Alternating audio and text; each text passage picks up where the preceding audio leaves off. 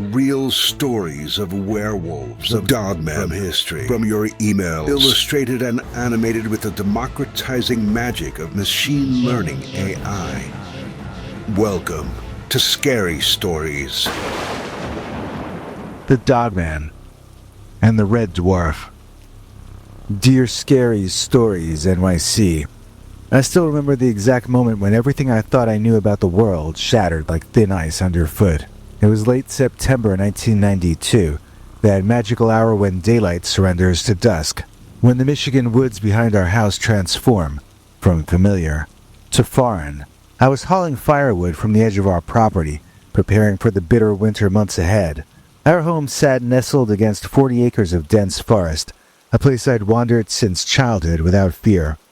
The setting sun painted long shadows between the trees, and the evening air carried that distant autumn chill that settles in your bones.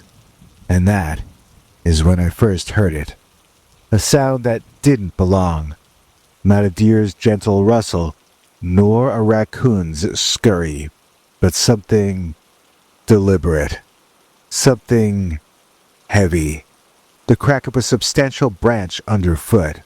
I straightened up, my arms still full of split oak, and I peered into the thickening shadows. At first all I saw were the usual contours of maple and birch trees, their leaves beginning to turn amber and crimson. Then, something moved about 50 yards in, where the forest grew denser. A dog, I thought initially. A large one, maybe a German shepherd that had wandered off from one of the farms down the road. But as I squinted to make out its form, the creature did something impossible. It stood up, on its hind legs. Well, I dropped that wood from my arms. The thing was massive, at least 7 feet tall, maybe 8, with a distinctly canine head atop an unnervingly human-like stance. Its shoulders were broad, tapering to a narrow waist, covered in dark fur that absorbed what little light remained. For 3 excruciating seconds, it stood there, its silhouette unmistakable against the darkening woods. And then, it dropped back down to all fours and melted into the forest with a surprising grace for something so big. "Hey," I called out, my voice embarrassingly thin with fear. The word died in the empty air. I abandoned that firewood and I ran back to our house, taking the porch steps 2 at a time. Inside, my parents were sitting at the kitchen table, Dad with his crossword, Mom mending a shirt. Their normalcy felt surreal against the impossibility I'd just witnessed. "Something wrong?" Mom asked, looking up from her sewing. I wanted to tell them. I wanted to blurt out that I'd seen something impossible in our woods. But at the age of 22, still living under my parents' roof, after dropping out of community college, I was already fighting an uphill battle for respect. The last thing I needed was to sound like I was losing my mind.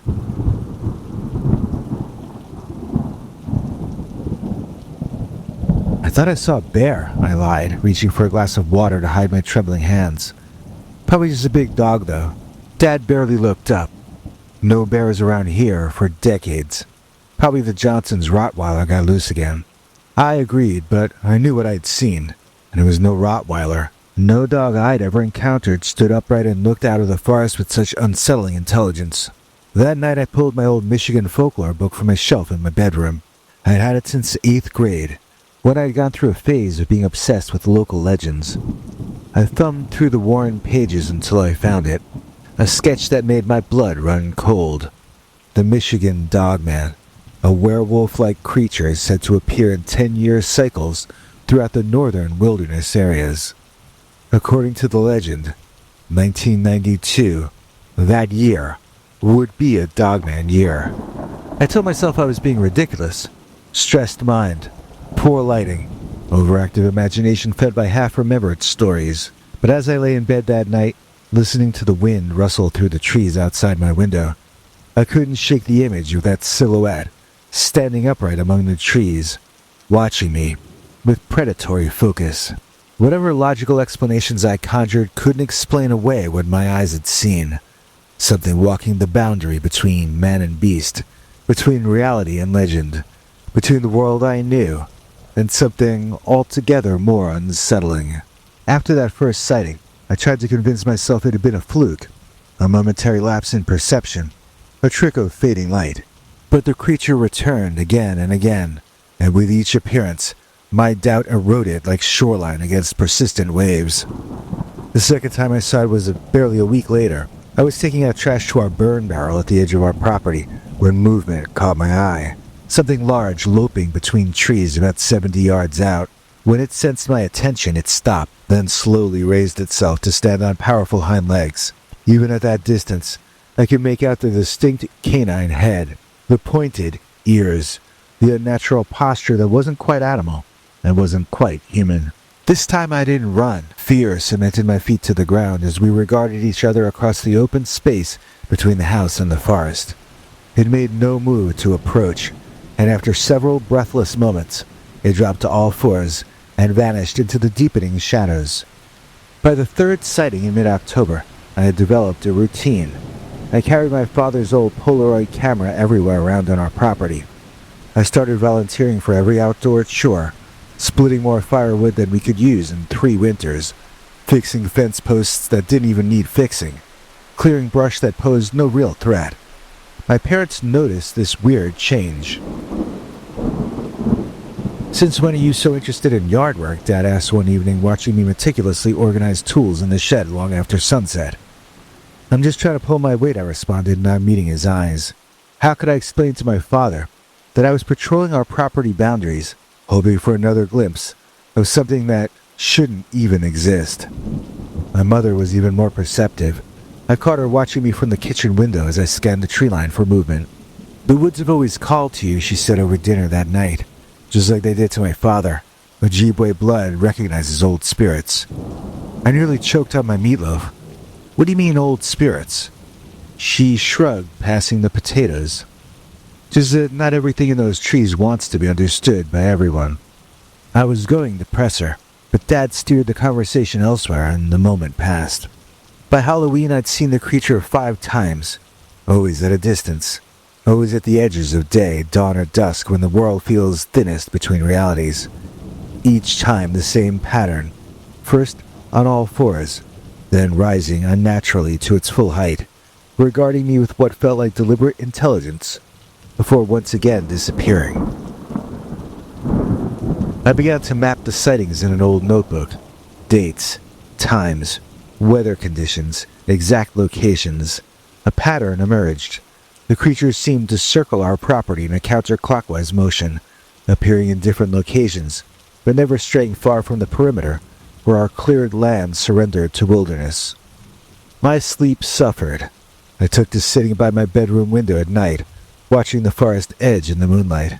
I jumped at every shadow, startled at every snapping twig. The Johnson's actual Rottweiler got loose one evening and nearly got a face full of baseball bat that I'd taken to carry on my property maintenance rounds. "You've been acting strange," my friend Sean commented when he stopped by to drop off a borrowed fishing rod. "Jumpy, like you're waiting for something bad to happen." "I'm just restless," I lied, my eyes drifting to the tree line behind him. "I'm thinking about moving out, getting my own place." But I couldn't leave. Not just then. Something inexplicable had inserted itself into my life. Walking away without understanding felt impossible. That creature was there, real and undeniable, patrolling some invisible boundary around our home. And somehow, despite the fear that accompanied each sighting, I felt a growing certainty that understanding what that was, and why it was there, mattered in ways I couldn't yet comprehend. What I didn't realize then was that the Dogman was only the beginning. The true nightmare hadn't yet emerged from the shadows, and when it did, it would bring fire. Our house wasn't much, a century-old farmhouse with warped floors and drafty windows, but it embodied my family's contradictions. Dad, a practical factory worker who scoffed at superstition. Mom, half Ojibwe who burned sage at solstices and spoke of the land having memory. The forest surrounding us was more than property.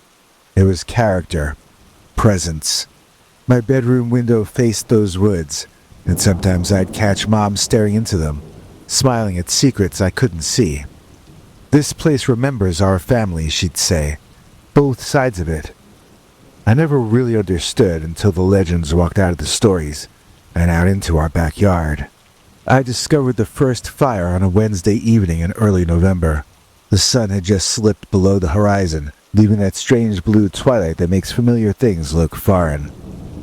I was bringing in firewood when I noticed the flicker of orange light near the edge of our garden, small but persistent, dancing against the coming darkness. At first I thought it was something caught in the wind, a piece of reflective material catching the last glow of sunset, but as I approached, my breath caught in my throat. It was unmistakably fire, a neat circle about a foot in diameter, burning with unusual intensity despite the damp ground. And crouched beside it, impossibly small, was something I can only describe as a red nightmare in miniature. The creature couldn't have been more than 3 feet tall, with skin the color of fresh blood, and features that seemed both ancient and childlike. It wore what looked like tattered scraps of cloth, and its head was disproportionately large, crowned with what might have been horns, or maybe just pointed ears. It was prodding the fire with stick-thin fingers, its movements jerky and unnatural. When this little devil noticed me, it didn't flee immediately. It turned its face toward me, a face I'll never forget, with eyes that reflected the flames like polished obsidian, and a mouth stretched too wide in what might have been a grin or a grimace. I dropped the firewood and I lunged forward at that creature. The thing made a sound, a high-pitched chittering sound that raised the hair on my arms, before it scampered away with unnerving speed. It didn't run like a child or an animal, but it moved in a series of disjointed bounds that carried it to the tree line in seconds. I stomped out the fire, noticing how perfectly circular the burn pattern was, how the grass seemed to have been deliberately arranged before being lit. This wasn't a random wildfire. This wasn't kids playing with matches. This was ritualistic, and this was purposeful. My hands trembled as I scattered the ashes. I had just seen something impossible for the second time in as many months.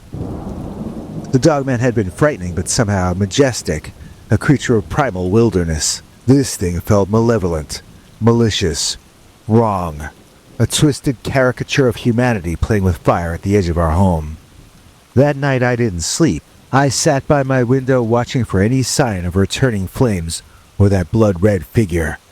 Dawn found me hollow-eyed and increasingly certain that the boundaries between the world I understood and something much older and stranger were growing dangerously thin around our property. "You saw him, didn't you?" Mom asked me the next morning, finding me bleary-eyed at the kitchen table. "I mean the little red one." My mug clattered against the table. "You know what that thing is?" "Nain Rouge," she said calmly, as if discussing the weather. "The Red Dwarf. My grandmother called him Makunsag, little bear spirit." She sat across from me, her dark eyes holding ancient knowledge that had always hovered at the edges of our household. "He's a guardian spirit for the Anishinaabe people.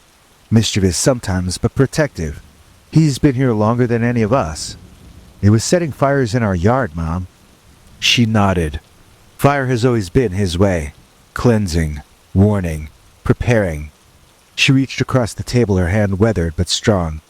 "You've been seeing the dogman too, haven't you? You're connected, Michael. Old spirits sharing the same land. Keeping balance." "Balance?" I echoed, incredulous. "We're half-bloods living between worlds," she said simply. "So are they in their way. Nothing to fear if you respect our boundaries." In spite of what my mother told me, the fires multiplied over the next week. Small, perfect circles appearing behind the shed, beside the well, under Dad's track.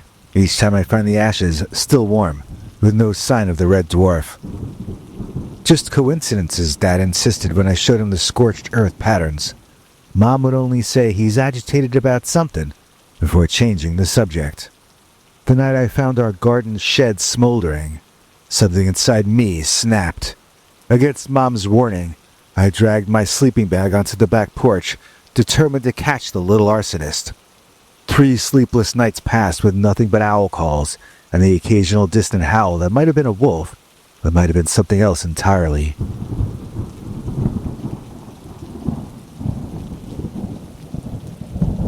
On the 4th night, I awoke to crackling heat and orange light painting the yard.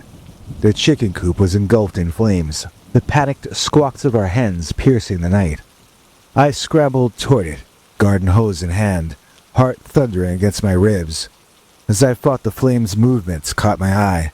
The crimson dwarf was dancing at the edge of the firelight, its grotesque face split in a wide grin. I screamed profanities that I won't repeat here. My fear transformed to rage as our hens fled the burning structure. And then, something massive emerged from the tree line, a dark shape loping on all fours before rising to its full height. The Dogman stood, silhouetted against the forest, 7 feet of fur and muscle and ancient power.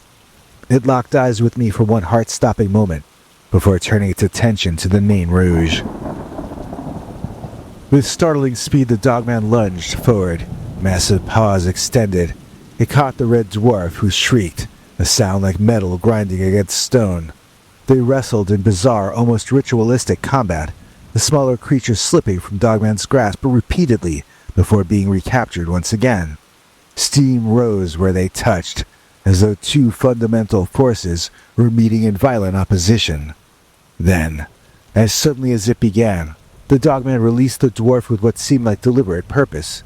The Nain Rouge fled into the darkness, the Dogman watching from its imposing height, before dropping to all fours and melting back into the shadow of the trees. The flames went wild, casting dancing shadows across the yard, as I frantically worked to save what chickens remained. Smoke stung my eyes, the acrid smell of burning wood filling my lungs. That's when I saw it again, the Nain Rouge, its crimson form unnaturally vibrant against the night, almost gleeful as it darted between the burning sections of the coop. This time there was no mistaking what I was seeing. Standing barely 3 feet tall, the creature had a face twisted into a permanent sneer, its eyes reflecting the flames like polished obsidian. Its movements were jerky, small hands reaching out to touch unburned sections of wood that immediately began to smolder. "Get away from there," I screamed, voice cracking with a mixture of terror and rage. The creature turned toward me, and for a heartbeat, we locked eyes across the yard. Its smile widened, revealing teeth too sharp for comfort. I lunged forward, grabbing a nearby garden hose, but froze mid-step when a deep, guttural growl vibrated through the night air. The sound was so primal it seemed to bypass my ears and resonate deep within my chest cavity. At the forest's edge, where darkness pooled beneath the trees, something massive shifted. The Nain Rouge sensed it too, mischievous demeanor suddenly alert, head cocked like a curious bird. And then it returned. The Dogman stepped once again into the firelight, and I finally saw what had been haunting the periphery of my vision for weeks. I could see it clearly, standing 7 feet tall on powerful hind legs, its body an impossible hybrid of human and wolf anatomies. Broad shoulders tapered to narrow waist, covered in dark, dense fur that rippled with each movement. But the face struck me deepest. Not quite wolf, not quite human, with amber eyes that held an unmistakable intelligence beneath a furrowed brow. The Nain Rouge hissed at his returned enemy, a sound like steam escaping a pressure valve. Without warning, it lunged toward the burning coop, hands outstretched as if to spread the flames further. The Dogman moved with shocking speed considering its size. One moment at the forest edge, the next leaping across the yard in a single bound. It caught that dwarf mid-air, massive clawed hand encircling the smaller creature's torso. What followed next was both beautiful and terrifying, a dance of opposing forces. The Nain Rouge twisted and fought with surprising strength, its body occasionally seeming to flicker like the flames it had created. The Dogman moved with fluid grace despite its bulk, each movement precise and controlled. I stood transfixed, garden hose forgotten in my hands, water pooling uselessly at my feet. These weren't random monsters.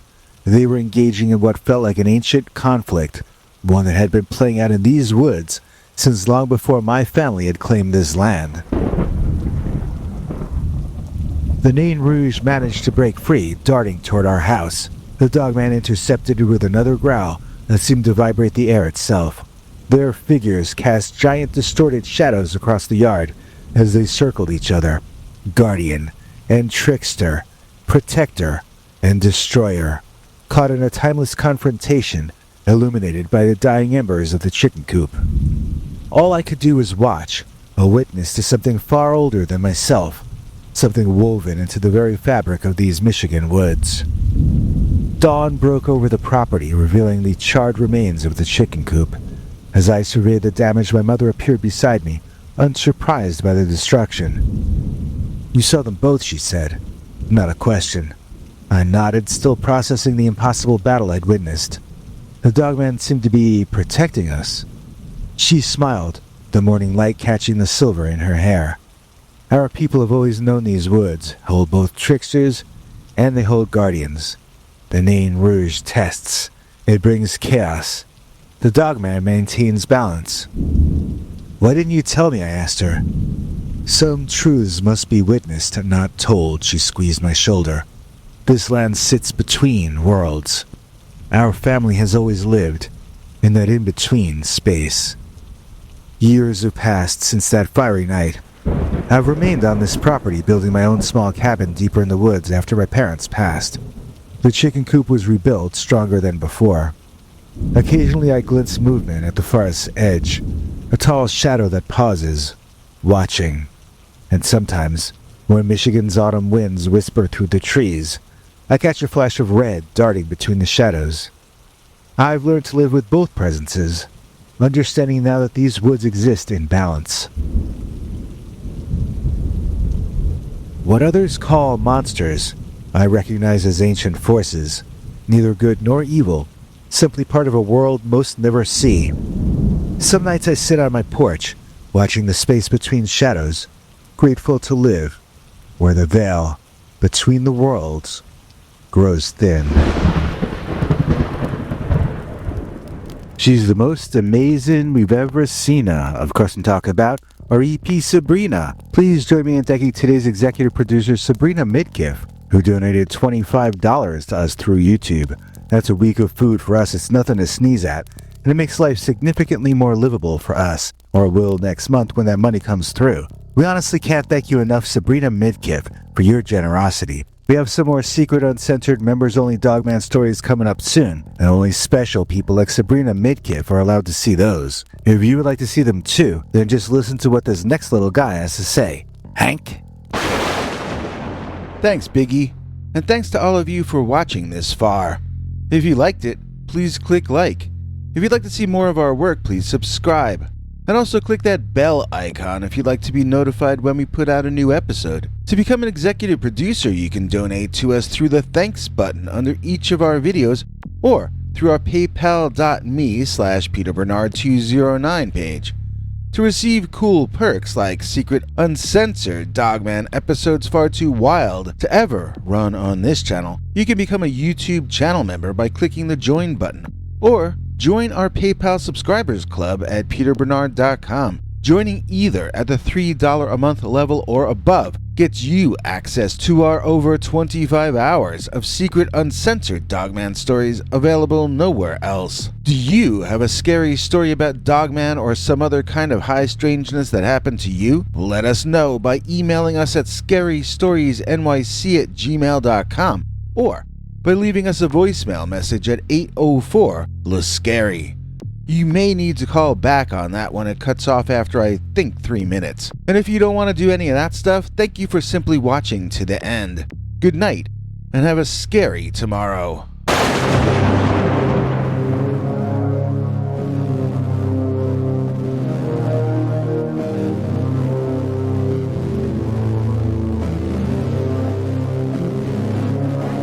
Come back for more scary stories.